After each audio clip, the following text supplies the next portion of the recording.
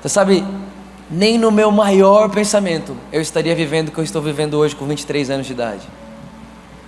Nem no meu maior sonho, nem na minha maior brisa, nem no meu maior nada, eu imaginaria estar vivendo o que eu estou vivendo hoje com 23 anos de idade. E sabe, eu quero encorajar você uma coisa. Quando eu tinha 13 anos de idade, eu recebi uma palavra, com 13 anos, hoje eu tenho 23, então fazem 10 anos. Quando eu tinha 13 anos de idade, eu recebi uma palavra de que viveria tudo que estou vivendo hoje. 13 anos de idade, eu estava numa cidade chamada Baipendi, em Minas Gerais. Uma cidade que não tem 15 mil pessoas. Sozinho, estava sozinho na casa da minha tia. Eu sabia que do outro lado da igreja, do outro lado a gente vive tanta igreja que do outro lado da rua tinha uma igreja. E aí eu estava sozinho lá na casa da minha tia, eu falei, vou para a igreja. Entrei para a igreja, era só atravessar a rua, então não tinha perigo. Atravessei a rua, sentei na última cadeira assim, mas era uma igrejinha pequenininha, devia ter 20 pessoas lá dentro. Sentei na última cadeira da igreja, estava com a camiseta do Brasil, nunca me esqueço. Estou sentado lá atrás, e a hora que eu entrei lá, pastor Eloy, era aqueles pastor que pregava assim, sabe? Eu falei, gente, estou entendendo uma palavra. Estou entendendo nada que esse cara está falando. O que eu estou fazendo aqui? Só que aí eu, no meu bom coração, tinha vergonha de ir embora, porque como pode chegar e ir embora antes de acabar? É falta de respeito. De repente, gente, eu estou sentado lá atrás, quietinho. O cara para de pregar e fala assim, você, aponta para mim. Aí eu, sempre, né? Aquela olhadinha, será que é eu mesmo? Você mesmo com a camiseta do Brasil. Gente, por incrível que pareça, tinha 20 pessoas, mas na minha fileira tinha eu e mais um com a camisa do Brasil. Ele disse, você mesmo, mas é menininho. Você vai pregar nas nações. E enquanto você estiver ministrando nas nações, a mão do Senhor estará sobre você. Na época eu não sabia. Mas se você for estudar a Bíblia, você vai perceber que a mão do Senhor se refere ao Espírito Santo. E a mão do Senhor vai estar sobre você. E você vai andar pelos lugares e tal. E eu assim, sou eu. Eu não sabia o que eu estava fazendo, pastor Eloy. Sabe o que eu fiz aquele dia? Quando deu a hora da oferta, que a oferta lá era no final, eu saí correndo para dentro da casa, que era do outro lado da rua. Minha tia estava lá, falei, tia, dá moeda. Comecei a pegar moeda, gente, eu fui com a mão assim, cheia de moeda. Cheguei no pastor que tinha entregado a palavra para mim e falei assim, ó, eu trouxe isso aqui para você. Ele disse, não, mas você pode pôr ali. Eu falei, não, eu quero dar isso aqui para você. Gente, eu não sabia o que eu estava fazendo. Mas por que você quer dar isso para mim? Eu falei assim, você me entregou boas palavras. Toma para você. Eu acredito no que você falou. E dei para ele.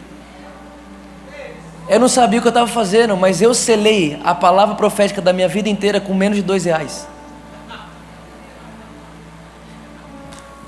Para você ver que Deus não vê o valor, Deus vê o coração, cara.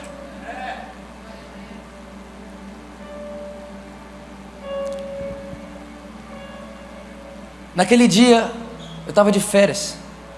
E, gente, eu nunca contei isso em nenhuma igreja. Mas eu não sei. E eu lembro que logo depois eu voltei para a escola. E quando eu voltei para a escola, agora eu não voltava mais como aluno, eu voltava como pastor da escola. Sabe por quê? Porque quando Deus disse haja luz, houve luz. Quando Deus fala algo sobre você, você não vai se tornar aquilo, você já é. Sabe qual é o problema? É que Deus fala, a gente senta e espera. O que você está fazendo? Estou esperando. Esperando o quê? A promessa. Deus disse. Quando Ele disse, deixou de ser uma ideia e passou a ser um lugar. Então eu cheguei na minha escola, só que eu usava o cabelo todo bagunçado. Só que agora eu não era mais um aluno normal, eu era o pastor da escola, então eu pus o cabelo para trás. É de verdade. E eu usava mochila normal, então eu falei, mãe, não uso mais essa mochila, compra aquela mochila para mim de lado, porque essa mochila é mais pastoral. A gente ri hoje, mas eu imagino o Senhor olhando aquilo. 13 anos. Cheguei na minha escola, os meninos olharam para mim e fez, chegou o tiozão, ó o cara, velho. Eu digo, ei, gente, agora eu não sou mais um aluno aqui não. Você me respeita e não toque no ungido do Senhor.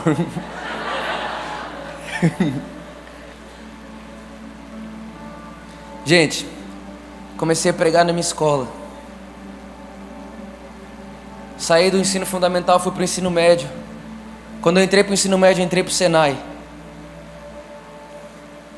Mas eu não era um aluno. Eu já sabia quem eu era. Mas Vitor, não tinha acontecido nada na sua vida ainda. Tinha sim, Deus falou. Quando Deus fala, não espera acontecer, porque quando Ele fala, já é. E aí, eu no Senai, eu me lembro até hoje, em cima de um torno. Talvez aqui a gente nem sabe o que é torno, né? Mas em cima de um torno, sabe, né? Aqui sabe, então tá bom. Tem uns caras com a cara de muito playboy aqui. Playboy não mexe em torno. Eu com a Bíblia em cima do torno. Eu com a Bíblia em cima do torno, assim, ó. Tá. Uma roda em volta de mim, do meu torno. A direção da escola era em cima, eles viram. Eu falei, o que é aquela roda ali? E desceram para ver. Quando a coordenadora da escola chegou e disse, o que é isso aqui? Aí eu tô pregando. Ela, virou templo? Eu falei, não, eu sou o templo. Ela falou assim, mas não é hora disso. Eu digo, ok. Comecei a pregar no Senai. Comecei a discipular pessoas no Senai. E cara, ninguém me reconhecia como nada. Mas eu não sei você, mas a minha ótica não está no que a terra vê sobre mim. O que a terra vê sobre mim não importa quando eu sei o que o céu vê em mim. Eu já sabia qual era a ótica do céu sobre mim. Então eu não precisava que a terra reconhecesse o que o céu vê em mim para fazer na terra o que eu vejo no céu. Cara, eu não sei o que você pensa sobre o seu futuro, mas o seu futuro começa quando você entende o que o céu pensa sobre você. Em João capítulo 17, você pode ler. Jesus não tinha morrido na cruz ainda, mas em João 17 ele diz, Pai, terminei a obra. Como assim, Jesus? Você nem morreu na cruz ainda. Pai, terminei a obra que tu me destes. Gente, faz sentido isso? Nenhum. Como assim, Jesus? Você terminou a obra em João 17, você nem começou, você nem morreu na cruz ainda. Pai, terminei a obra que tu me deste, está aqui. Não perdi nenhum do que você me deu. Discipulei eles. Todos estão discipulados. O que é discipulado? Transferir a mente. Transferir a mentalidade para eles. Agora, gente, eu pergunto para você. Por que Jesus sabia que tinha chegado ao fim da sua obra? Simeão, sabe quem é Simeão? Está lá em Lucas capítulo 2, a Bíblia diz que o Espírito Santo havia dito para ele que ele não morreria enquanto ele não visse Jesus. Então calma, olha só. O Simeão recebeu uma palavra de Deus e Deus disse para ele, você não vai morrer enquanto você não vê Jesus. Ele disse, ok, muito bom. O que isso significa? Que a partir daquele momento Simeão sabia o seu final. Faz sentido isso? Quando Deus disse, você não vai morrer antes de você ver Jesus, então Simeão, você sabe o seu final agora. O seu final é quando você vê Jesus, tá bom? Aí a Bíblia diz que movido pelo Espírito Santo, Simeão foi levado ao templo. Por quê? Porque Jesus estava chegando lá. Simeão chega no templo. Para muitos era só um bebê. Para muitos era só mais uma criança. Mas para Simeão era o cumprimento do seu propósito. Não importa se é pequeno ou se é grande, se parece criança ou se parece adulto. O importante é você ter a ciência do para onde Deus quer levar você. E quando você chegar lá, por mais que ninguém reconheça, é um bebê. Não é um bebê para mim. Eu recebi uma palavra de Deus. É o Cristo. Senhor, pode despedir seu servo em paz, porque os meus olhos viram o cumprimento da sua promessa.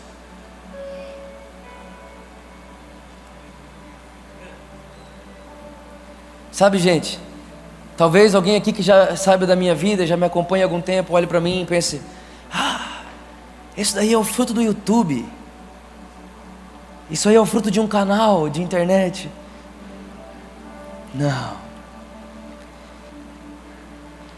É fruto de uma palavra.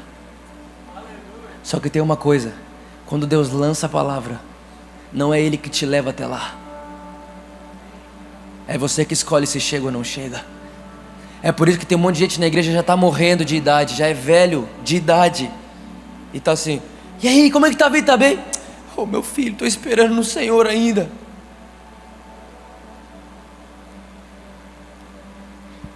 Quando Deus fala, já é. Agora, quando você pode chegar lá? Como você faz para chegar lá? Maturidade. E sabe de uma coisa? Maturidade na Bíblia nunca teve a ver com a idade. Maturidade na Bíblia tem a ver com caráter. Você quer ver só? Só Pedro, dos discípulos, tinha que pagar imposto, porque só Pedro era maior de idade, todos os outros eram menor de idade. Deus vem e chama Jeremias, um menino. Deus vem e chama Daniel, um jovem. Deus vem e chama José, um menino sonhador. Mas o que eu posso entender com isso? Um dia eu cheguei em Jesus e falei assim: Jesus, é o seguinte, eu te amo demais, eu estou muito apaixonado, gente, e realmente eu estou apaixonado. Não sei se tem alguém aqui apaixonado por Jesus, mas eu estou apaixonado por Jesus. Mas eu estou tão apaixonado por Ele, mas ao mesmo tempo eu estou tão insatisfeito, porque eu olho e falo: eu podia te amar mais. Você merece ser mais amado. E aí eu cheguei em Jesus e disse: Jesus, é o seguinte, eu tenho 17 anos de idade. Será que eu vou ter que esperar ter 60 anos para fazer o que esses caras estão fazendo? Jesus, será que eu vou ter que ter 60 anos de idade para fazer como esses caras estão fazendo? Eu preciso fazer isso, Jesus, eu preciso. Jesus olha para mim e disse: Vitor, a minha unção não vem com a sua idade. A minha unção não é dada por experiência. A minha unção é dada por renúncia. Não é o tanto de experiência que você tem, mas é o tanto de você que você não tem.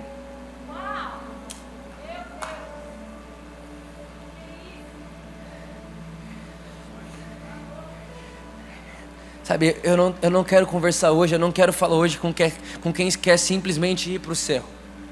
Eu não quero falar hoje com quem quer simplesmente... Gente, Jesus não veio trazer limites e nem princípios. Jesus não trouxe princípios. Jesus não veio para a terra para dizer assim: eu não passo desse limite, não passo desse limite, não passo desse limite, não passo desse limite. De repente a gente está numa caixa. Não, Jesus disse: eu vim para que tenham vida.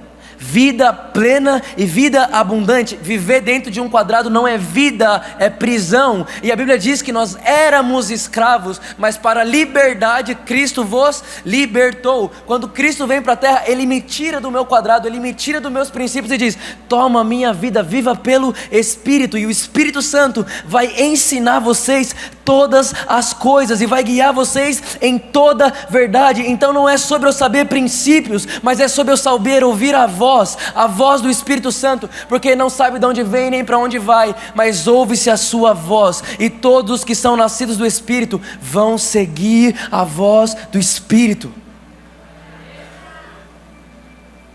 Então eu vou te dizer uma coisa, não tem a ver com idade, mas tem a ver com maturidade. E a maturidade bíblica é o caráter de Cristo. O quanto de Cristo foi formado em você é a sua idade espiritual. Faz sentido para alguém que eu estou falando aqui? Então, no Senai comecei a pregar. Quando passou um pouco mais de tempo, fui para a faculdade. Fui fazer engenharia na melhor faculdade que tinha.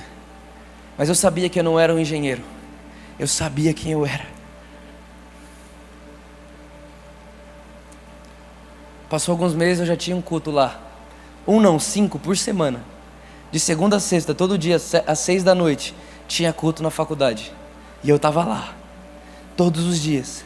Todos os dias. Tinha dia que era eu e mais um. Tinha dia que era eu mais 3. De repente era eu e mais 30. De repente era eu mais 35. De repente foi crescendo, foi crescendo. Aí o pessoal começou a reclamar na diretoria. O diretor da faculdade começou a me procurar. Já viu o Faraó procurando o Moisés? Um dia eu precisei falar com ele, cheguei nele e falei: sou eu que o senhor está procurando. Ah, é você que é o pregador, é o pastor? Eu digo: é. Ele disse: você está achando que aqui é templo? Eu digo: não, mas eu sou. Ele falou: cara, você precisa parar com isso, senão eu vou ter que tomar outras medidas. Eu falei, tem uma medida que o senhor pode tomar, arruma uma sala para mim que eu paro de fazer barulho no pátio. Ele me arrumou uma sala, gente. Isso fazem 6 anos. 6 anos isso faz. Eu vou te falar, eu já saí da faculdade fazem 4. E o culto ainda continua. Por quê? Por quê? Porque quando eu ouvi, ainda que meus olhos não vissem, a fé é a certeza do que não vê, mas do que se espera. Esperar no Senhor não é ficar parado. Esperar no Senhor é entrar na palavra que foi dita, mesmo sem que você veja. A espera em Deus não é uma espera preguiçosa, é uma espera onde você, ainda não estou vendo, mas eu já sou o que Deus disse que eu sou. E ponto final. Agora, quando a gente olha hoje para a terra hoje, e a gente vê todo o caos que está acontecendo por aí, a gente se desespera. Eu tenho visto muitas vezes a igreja desesperada. Nossa, Vitor, você está assistindo o jornal? Você está vendo o que está acontecendo no jornal? Você está vendo as notícias?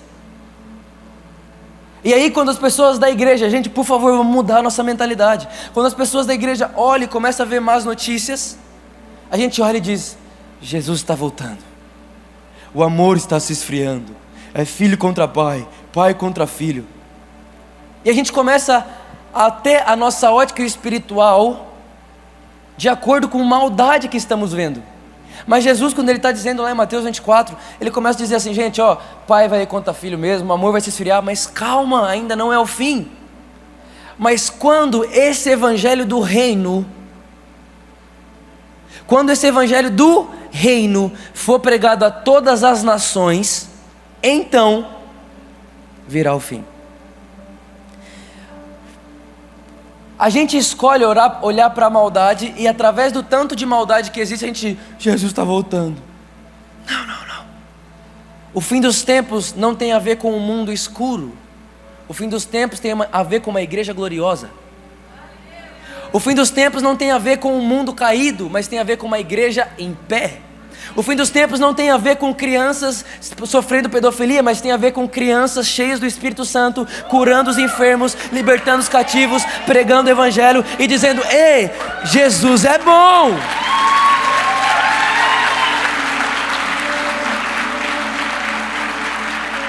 Eu vou te dizer uma coisa, o arrebatamento da igreja não é a fuga de Deus. Deus não vai olhar, está tudo muito mal, vamos tirar isso de lá porque não tem mais o que fazer. Não, cara. 1 Pedro capítulo 2, eu começo aqui minha mensagem. Diz que nós somos geração eleita, reis e sacerdotes, escolhidos para mostrar ao mundo os louvores do Senhor. Sabe o que significa essa palavra louvores? No original do texto, vai falar sobre caráter de bondade. Olha só isso. O que acontece, gente? Qual que era o plano de Deus? Deus viu o homem caído. Ok. Aí Deus chega a Abraão e fala, Abraão, de você vai vir muitas nações. Ok, acontece tudo isso e tal. Chega Deus vai e escolhe Israel. Qual que era o plano de Deus para Israel? A Bíblia diz que Deus chega em Israel e diz assim, Israel, eu quero fazer de vocês um povo de reis e sacerdotes. E vocês serão colocados acima de todas as nações. Presta muita atenção nisso. Isso tem muito a ver com a gente, cara. E vocês serão colocados acima de todas as nações. E quando todos olharem para vocês, vai dizer, por que eles vivem assim? E quando eles chegarem até vocês e falar, por que vocês vivem desse jeito? Israel vai olhar e vai dizer, porque nós amamos a Elohim. Elohim é quem faz isso com a gente. Você lembra da rainha de Sabá chegando no templo de Salomão? Quando ela chega lá, ela olha para as roupas dos empregados que faziam faxina e diz, se ele se veste assim, o que mais tem nesse reino? O que ela não entendia é que no reino de Salomão não era riqueza que tinha, mas era nobreza. Porque o rico não colocaria a melhor roupa no empregado, mas o nobre sim. Por isso nunca se tratou de dinheiro, sempre se tratou de mentalidade. Quando ela chega e vê, ela diz: eu preciso conhecer esse rei. Quando ela conhece o rei Salomão, ele diz para ela: olha, isso aqui tudo foi o Senhor quem me deu. Foi quem? O Senhor. Então o que ela faz? Ela pega o dinheiro dela, e a Bíblia diz que foi a maior oferta que Israel já recebeu. De quem? Do ímpio. A Bíblia diz que o ímpio tesoura para o justo, certo? Eu não sei vocês, mas eu acredito, e eu quero que seja para mim, que vai chegar um dia que o ímpio, os corruptos que roubaram milhões, vão chegar e vai dizer para a igreja assim: olha, a gente roubou tanto, a gente não tem o que fazer com esse dinheiro. Faz o seguinte, vocês sabem bem o que fazer com ele, toma. Agora, a Bíblia diz que o ímpio entesoura para o justo. A minha pergunta é: onde está a igreja dos justos? Que vai poder pegar toda a grana que os ímpios têm e vão expandir o reino de Deus com ela. Deus quer fazer isso. Está escrito na Bíblia, tá ou não está? Pastor Eloy, quem melhor que ele para dizer? E aí Deus queria pegar Israel e fazer isso, elevar eles a mais alto lugar, para que todas as nações olhando para ele reconhecessem o Senhor. Aí, gente, isso não acontece. Você conhece a história? Deus não queria que tivesse um rei sobre Israel, mas o povo começa a pedir um rei, mas ele: gente, eu sou o rei de vocês, e vocês são reis. Eu sou rei de vocês, e vocês são reis e sacerdotes.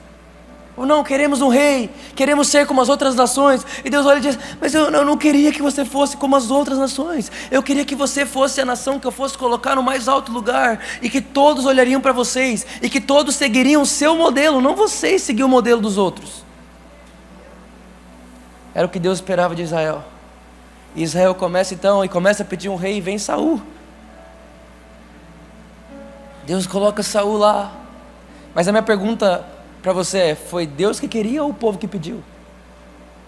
Foi o povo que pediu. Vai lá e coloca Saul. Aí você conhece a história. Saul perde a graça de Deus, e Deus já está com outro separado chamado Davi. Vem Davi. Depois de Davi vem Salomão, e você sabe da história. Só que aí chega uma hora aonde Deus fala o seguinte: eu não vou elevar mais Israel ao alto lugar. Eu vou fazer outra coisa. Eu vou pegar pessoas de tribos e nações. Não importa se é de Israel, se não é. Não importa se é grego, se é gentil. Não importa se é de Roma, se não é. Não importa de onde seja. Todas as pessoas que tiverem mentalidade de reis e sacerdotes, eu vou pegar essas pessoas. E para mim eu vou ter essas pessoas como um povo de propriedade exclusiva minha. E eles serão meus. Eu chamarei meus filhos, e eles me chamarão meu Abba. E nesse relacionamento nosso de amizade, com essa mentalidade de reino, eles serão colocados nos mais altos lugares. E então o mundo todo vai olhar para eles e vai dizer: uau! O que eles têm que eu não tenho? Eu queria que você abrisse sua Bíblia comigo em Isaías, no capítulo 2.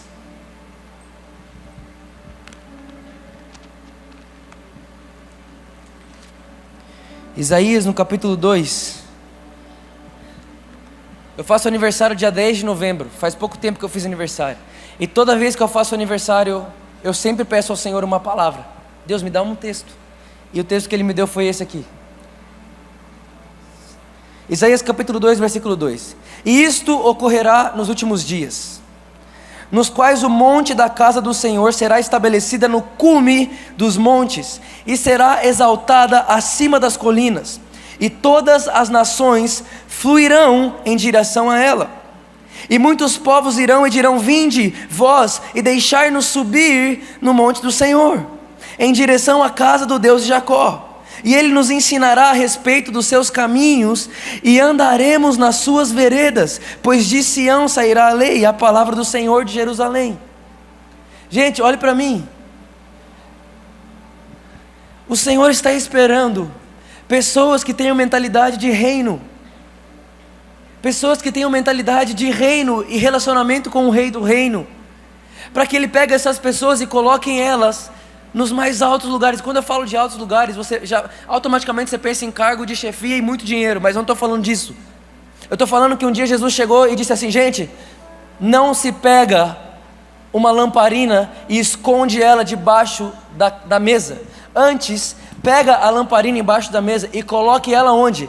No mais alto lugar. Para quê? Para que todos vejam sua luz brilhar e glorifique ao Pai por causa das suas boas obras. O que eu estou querendo te dizer? Não importa onde você está, se você é estudante, se você é um empregado, se você é um empresário, se você é político, não importa onde você está. No lugar onde você está hoje, o que Deus quer fazer com você é tirar você debaixo da mesa e colocar você num lugar onde todos possam olhar para você e dizer assim: uau, o que é que Ele tem? E você pode dizer: é o favor do Senhor, é a bondade do Senhor. E mais, pode vir que a gente ensina vocês as suas veredas. Pode vir, você pode fazer parte da nossa família. Pode vir, você pode brilhar com a gente. Pode vir, mas por que posso vir? Porque um dia o Jesus que fez esse favor para nós disse que Ele era o caminho, que Ele era a verdade e que Ele era a vida, e todo mundo que viesse por Ele poderia ir ao Pai. Então pode vir.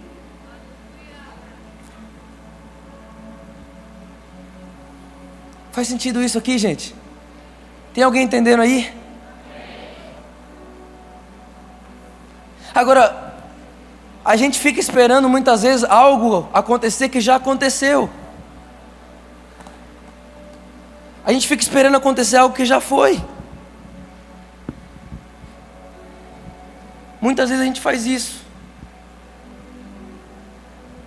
A gente fica esperando, não, estou esperando o dia que Deus vai fazer justiça.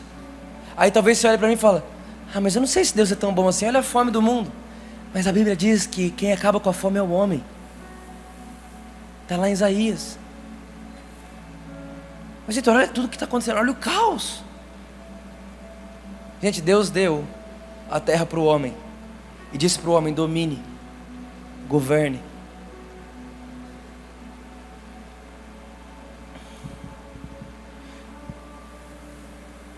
O diabo só pode avançar numa área da sociedade onde a igreja dormiu.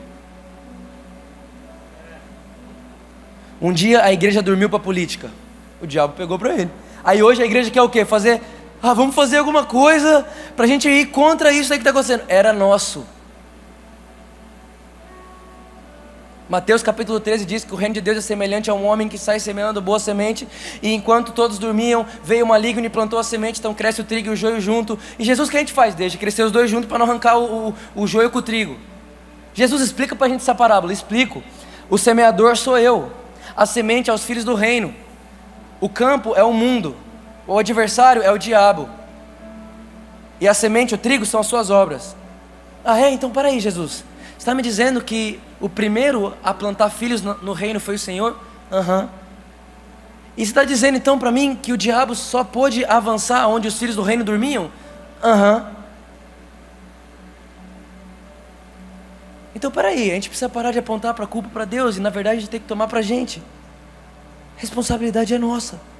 Gente, eu não sei você, mas eu acredito que nós vamos mudar o mundo.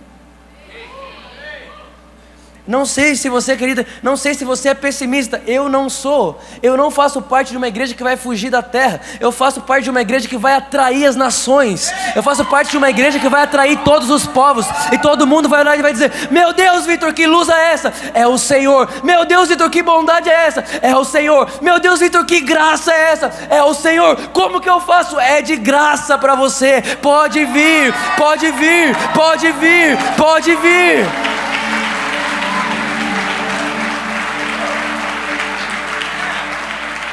Aleluia! Vocês estão felizes? Não é possível, isso te empolga. Eu vou falar uma coisa. Antônio Carlos Costa diz o seguinte: quando você estiver pregando e parecer, não pode ser verdade, é o evangelho. Não, mas não pode ser verdade. Você, não é possível, é o evangelho.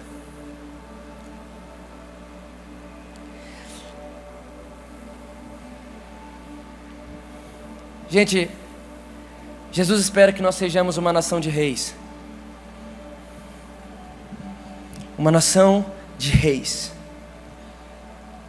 Você já viu alguém chegar no rei da Inglaterra por exemplo, chegar nele e falar assim: rei, estamos com um problemão aqui na Inglaterra. Ele fala: passa para o meu superior. Já viu? Isso nunca vai acontecer. Por quê? Porque reis não passam problemas para frente.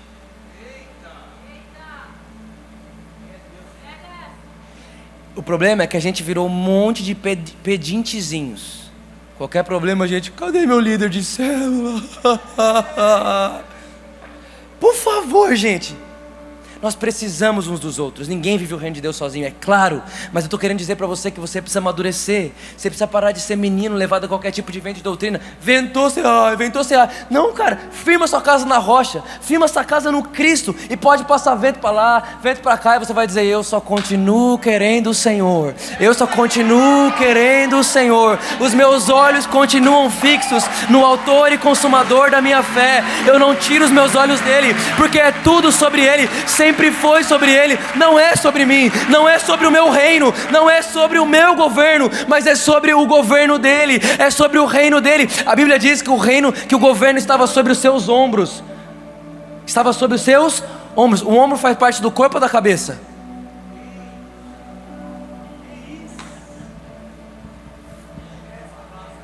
O ombro faz parte do corpo, e eu não sei se você sabe, mas o corpo de Cristo chama Vitor, chama Tadeu, chama Pastor Eloy, chama você, chama nós. O governo está sobre os nossos ombros. Se a terra está desgovernada, não é porque Deus falhou, é porque a gente abriu mão. Sabe por que a gente fez isso? Porque a gente pegou o evangelho da salvação e fez do evangelho da salvação o final, mas o evangelho da salvação é só o início. Eu não sou salvo para morrer. Eu morro, sou salvo, entro no reino, sou cidadão do reino e governo a terra.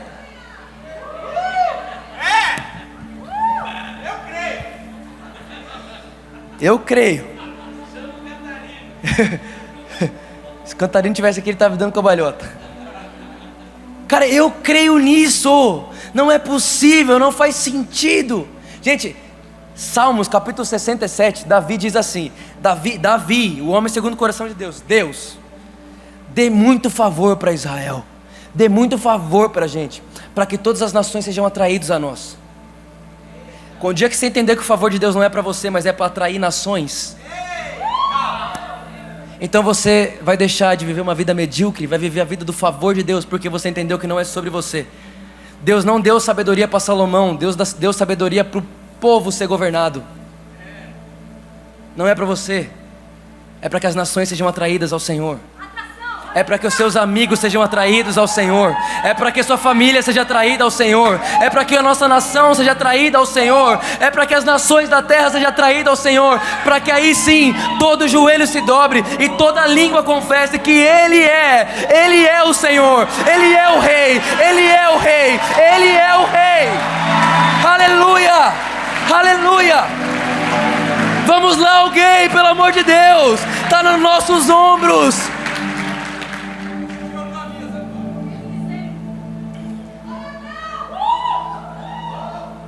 Aparece o versículo aqui na tela, aparece? Daniel capítulo 7, coloca para mim, por favor. Daniel capítulo 7, versículo 20.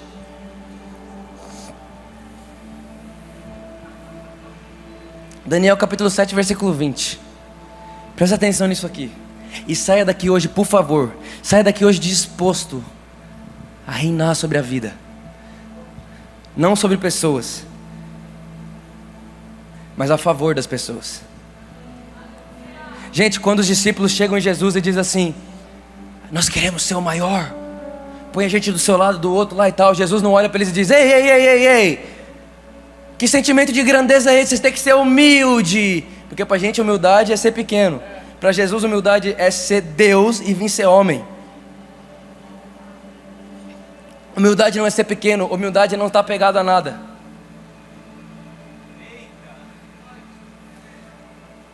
Humildade não é falta de prosperidade. Humildade é: eu só tenho um Senhor, o dinheiro não é meu Senhor.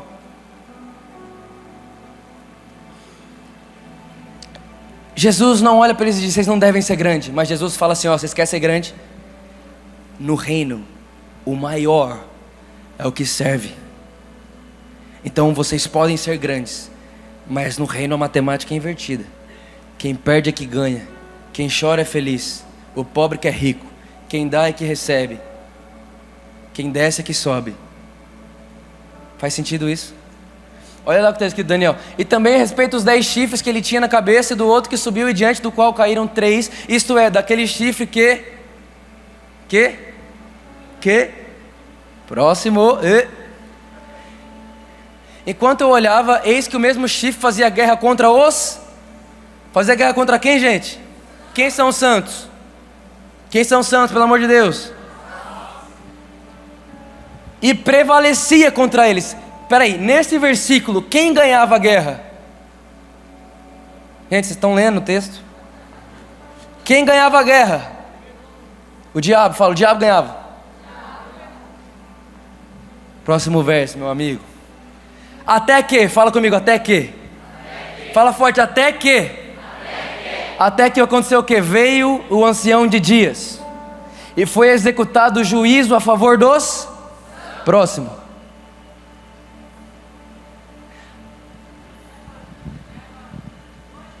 5, 4, 3, 2 e 1,9.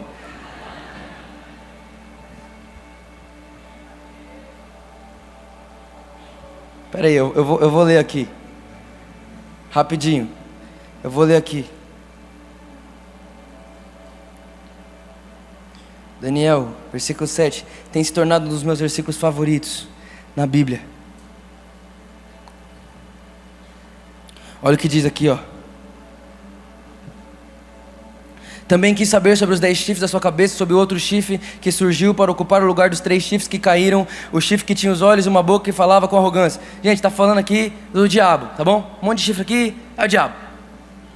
Enquanto eu observava, esse chifre guerreava contra os santos e os derrotava, até que o ancião de dias veio e pronunciou a sentença a favor dos santos do Altíssimo.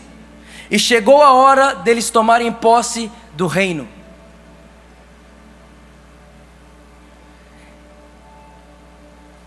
O diabo fazia guerra contra os santos e prevalecia. Até que veio o ancião de dias e fez justiça pelos santos. E fez o quê? Lhes entregou o que, gente? Fala comigo, reino. A pergunta que nós temos que fazer aqui é: como assim? Que reino? Já veio? Não veio? Vai vir? O que é? A minha pergunta para você é: que dia que Jesus fez justiça aos santos? Que dia que o homem foi justificado? Na ressurreição. A Bíblia diz em Romanos capítulo 4, no último versículo assim, ó: Jesus morreu pelos nossos pecados, mas ressuscitou para a nossa justificação. Que dia que os santos foram justificados? Ou seja, o diabo vencia os santos até que Jesus ressuscitou. E depois que Jesus ressuscitou, o que aconteceu? O que estava sobre o domínio dele agora vem para onde? Para a mão dos santos. E ele lhes entrega o reino. Olha o que diz Mateus 24, 14. E será pregado esse evangelho do reino por todo o mundo para testemunha a todas as nações. E então virá o fim. Vendo Jesus que ele havia respondido sabiamente, declarou-lhe: não está longe o reino de Deus. Lucas 4, 43. Ele porém lhes disse: é necessário que eu anuncie o evangelho do reino de Deus também às outras cidades. Lucas capítulo 9, versículo 2. Também os enviou para pregar as boas novas do reino de Deus. Lucas capítulo 10, versículo 9. Curai os enfermos e anunciai o reino de Deus. Lucas capítulo 12, versículo 31. Buscai antes de tudo o seu reino, e essas coisas vos serão acrescentadas. Lucas 12, 32. Não temais, ó pequenininho rebanho, porque o vosso Pai se agradou em dar-vos o seu reino. João capítulo 3. A isto respondeu Jesus: em verdade te digo, se alguém não nascer de novo, não pode ver o reino. Perguntou-lhe Nicodemos: como pode um homem nascer sendo velho? Pode porventura voltar ao ventre materno, nascer a segunda vez? Jesus respondeu: em verdade te digo, quem não nascer do Espírito não pode entrar no reino de Deus. Atos capítulo 1, versículo 3.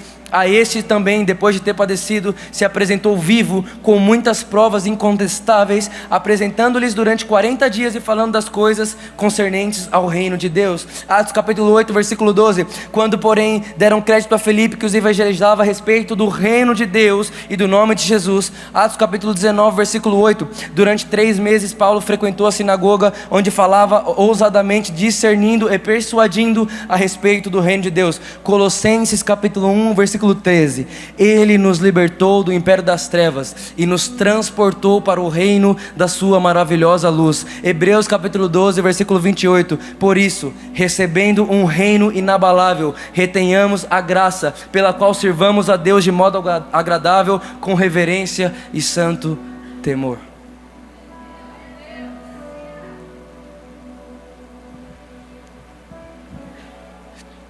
Aos nascidos do Espírito foi entregue um reino. E Jesus um dia disse assim: vão falar para vocês que o reino está lá, que o reino está aqui, que o reino está para trás. Não acredite, porque o reino de Deus está dentro de vocês. O primeiro lugar que um rei na terra está resolvido é consigo mesmo.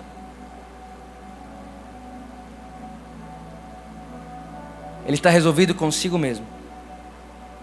Ele reina aqui dentro e serve aqui fora. Já diria Bill Johnson: servir com coração de rei e reinar com coração de servo. Gente, eu não sei se isso faz sentido para alguém aqui, mas Deus já disse isso sobre nós. Já foi dito, já está liberado. Nós podemos fazer isso ser uma realidade nos dias de hoje. E para terminar com vocês, eu quero ler Romanos capítulo 5, versículo 16. Versículo 17, perdão.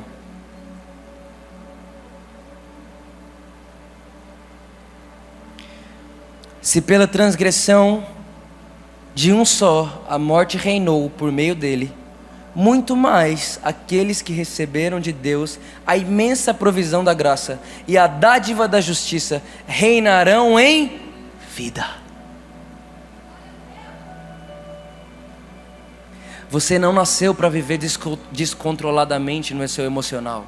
Você não nasceu para viver com a sua alma gritando mais alto que seu espírito. Você não nasceu para viver atemorizado. Você não nasceu para viver sujeito às práticas pecaminosas e da carne. Você nasceu para ter um encontro com o Espírito Santo, um novo nascimento. E agora nesse novo nascimento, então você reina em vida, por causa do dom da justiça e a imensa graça de Deus. Gente, por favor, entenda o que eu vou falar. O caminho até a porta é estreito. A Bíblia diz que o caminho até a porta ele é estreito, porque se você quiser viver, você não consegue passar, porque ali só passa você ou Jesus. Então ou você morre, Cristo vive, ou você não entra. Então o caminho até a porta é estreito. Mas quando você passa pela porta, morri, Cristo viveu, puf! Não é mais estreito. Porque você entra no reino e tem muito espaço para cultivar. Você vai olhar, vai aparecer uma criança no parquinho, dizer: uau! Eu nasci para isso. Uma coisa vou pedir: deixa eu ficar nesse lugar, por favor, todos os dias da minha vida, porque é aqui que eu me sinto muito bem, é nesse lugar que eu me sinto muito bem, porque aqui sou eu e meu Abba em um reino que Ele me deu de presente, não porque eu merecia, não porque eu sou bom, mas porque Ele é gracioso, Ele é bondoso e Ele é rei. Mas Ele não é um rei que pega para Ele, Ele é um rei de reis. Ah, meu Deus, tudo que Jesus é no Nova Jerusalém, a Bíblia diz em 1 João capítulo 4, versículo 17, como Ele é, não como Ele foi, como Ele é, nós somos nesse mundo, como Ele é e como Ele é agora. A Bíblia diz que agora, nesse exato momento, os olhos dele brilham mais que fogo. A Bíblia diz que nesse exato momento não precisa de sol lá, porque Ele ilumina tudo. A Bíblia diz que nesse exato momento Ele está reinando. Como Ele é, não é como Ele foi. Como Ele é, nós somos nesse mundo. Ou seja, como Ele é, lá não tem sol, não precisa de sol, porque Ele brilha mais que o sol ao meio-dia. Jesus vem para a terra e diz assim: ó gente, se vocês viverem o reino, vocês brilharão mais que o sol ao meio-dia. Jesus é a luz de todas as coisas, não é? Sim. Mas Ele vem para a terra e diz: eu sou a luz do mundo, mas vocês são a luz do mundo. Jesus é o que coloca sabor na vida, não é? Mas Ele chega na gente e diz: vocês são o sal da terra. Porque como Ele é, nós somos nesse mundo.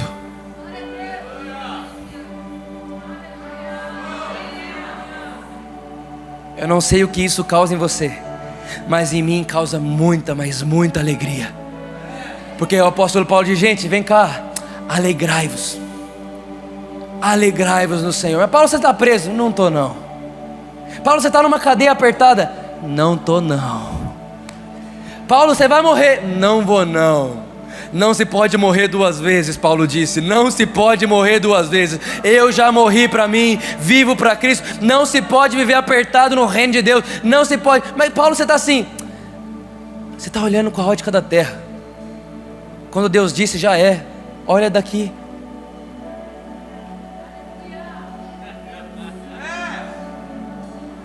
Por isso que desde os meus 13 anos, eu nunca mais olhei para mim como um menino. Eu sempre olhei para mim e disse: você vai ser um homem de Deus. Você vai marcar as nações. Yes. Minha mãe desde menino me ensinou a dizer: Vitor, você é filho de Deus? Aham. Então pede as nações, porque é direito. Só tem herança quem é filho. E quando quem é filho, mente de filho, não mentalidade de servo, de escravo, mentalidade de filho. A mentalidade de filho te libera a herança. Então se você tem a mentalidade de filho, Deus libera a herança. E a herança são as nações. E quando eu falo de nações, não estou falando só de África, China, África. Claro, isso também. Mas eu estou falando que qualquer tipo de nação que estiver perto de você, a nação dos skatistas, a nação da faculdade, a nação dos familiares, a nação da sua vizinhança. Todas as nações, não importa a língua, não importa a raça, todas as nações serão atraídas a Ele, por causa da sua bondade, para com a igreja, para com a igreja, para com a igreja. É a glória de Deus, é a glória de Deus, é uma igreja gloriosa, é uma igreja gloriosa, é uma igreja que ama a Deus, que ama a Deus, que ama a Deus. Aleluia, aleluia. Você não é inferior. Você não é inferior. Ah, Vitor, isso aí é mensagem de autoajuda? Não, isso aqui é o evangelho do reino. O evangelho do reino não te diminui. O evangelho do reino te dá vida, vida, vida, vida, vida.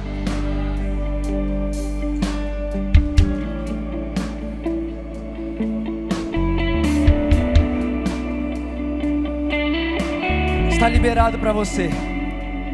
Você pode viver isso. Só que toda mente que não é renovada se torna inimiga da mente de Cristo. Quando você não renova a sua mente, então a sua mente é inimiga da mentalidade de Cristo.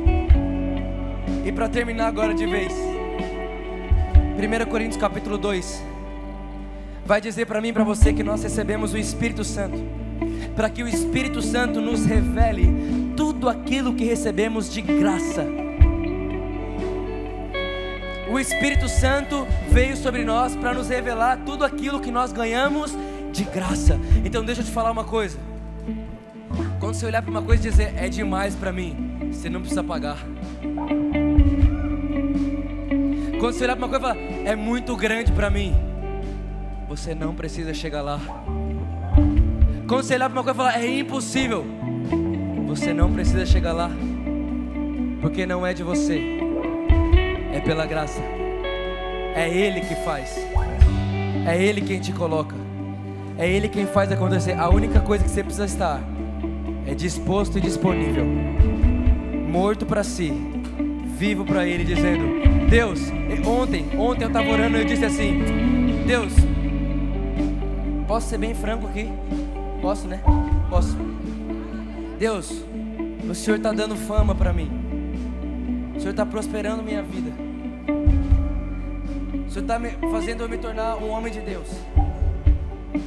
Daqui 10 anos, a igreja que o Senhor tem dado para a gente, tenho certeza como ela vai estar. O Senhor está nos dando escola, o Senhor está nos dando pessoas. Mas eu vou te falar uma coisa aqui, Deus. Tem uma coisa que não muda em mim desde menino. Sabe o que não muda em mim desde menino, Deus? Que minha única coisa, a única coisa que realmente importa, que a única coisa que eu realmente quero, a única coisa que realmente é valioso para mim, não são os títulos, não são as conquistas, não é nada disso. Porque já diria o apóstolo Paulo, tudo aquilo que para mim era lucro, hoje eu considerei como perda, porque eu estou conhecendo Jesus. Tem uma coisa em mim que nunca muda, Senhor, é o meu único desejo. Eu só quero o Senhor. Eu só quero o Senhor. Eu só quero o Senhor. Eu só quero o Senhor. E ponto final. E ponto final. E ponto final. E ponto final. E ponto final.